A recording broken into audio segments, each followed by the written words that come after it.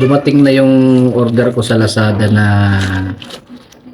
spark plug para sa MGZS. I-check ko kung ano yung quality ng in-order ko para sa mga MG user. Akala ko dati kasi ang ginagamit dito na spark plug. Yung katulad lang ng normal na spark plug na nabibili natin sa mga auto shop. FYI, ang MG, iba pala ang spark plug na klase ang kailangan natin. So, nag-order ako sa Lazada sa online. Ito yung hinanap ko na brand. Nickel. So, baliktad lang yung yung camera ko, pero nickel yan. Okay, so meron siyang apat na laman. So, isang set na siya. Ang presyo lang nito ay umaabot ng 1,302. So, yun yung presyo niya nung ini-order ko siya. Kumpara doon sa mga ibang nakita ko doon na pwede rin naman sa MG, kaya lang around ang presyo niya umaabot ng mga 2,000 plus.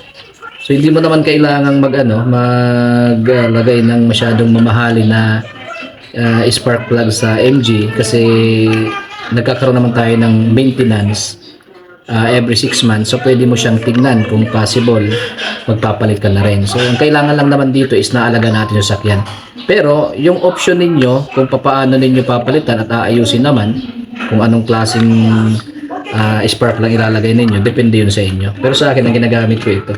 So tignan natin kung ano ang laman ito. So check ko kung bago o legit ba. Legit siya. Bago siya. So bago kayo bumili ng online, i-check nyo yung guys, i-check nyo yung i-check number 1 is yung mga comment, at the same time yung mga response dun sa store na bibilhan nyo, kasi importante na binabasa nyo kung ano yung mga comment na nakalagay doon para maiwasan magkaroon ng scam.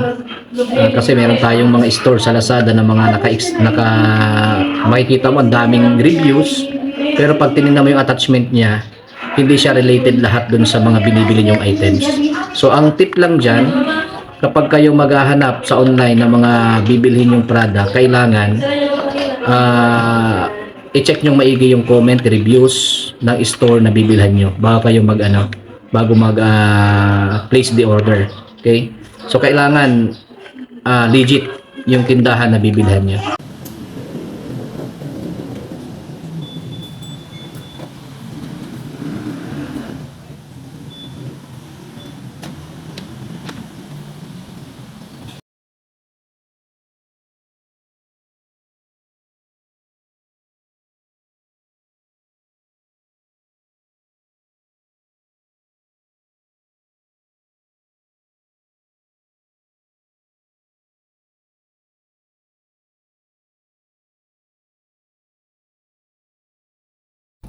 Ayan mga ka-MG, nilabas na natin yung sasakyan natin. So nagpapalit tayo ngayon ng spark plug. Yung spark plug na sira, napalitan na natin. Kaya ito, tingnan natin kung gaano kaganda yung takbo ngayon ng sasakyan natin. Testingin natin kung may pagbabago ba sa hatak. Wow, Galing kami ngayon sa Petron ako para medyo makatipid, kasi kung magkakasa ako magkano ang so ganda ng hatak niya ngayon, para siyang bago ngayon, maganda ng hatak niya. Wala siyang palag. Nung nakaraan, nung hindi pa ako nagpapalit, pumapalag yung kuryente niya. Medyo mahina yung supply ng kuryente. Kung makita nyo, sobrang so okay na siya ngayon. Mga ka-MG natin na gusto magpalit ng spark plug, check nyo lagi yung spark plug nyo. After 2 years, pwede nyo nang palitan. Kasi pagka umabot pa yan ng ilang taon, baka ang tamaan yan is yung connection natin sa mga wirings, mag-shortage yan. Sayang yung ating sasakyan. So okay na.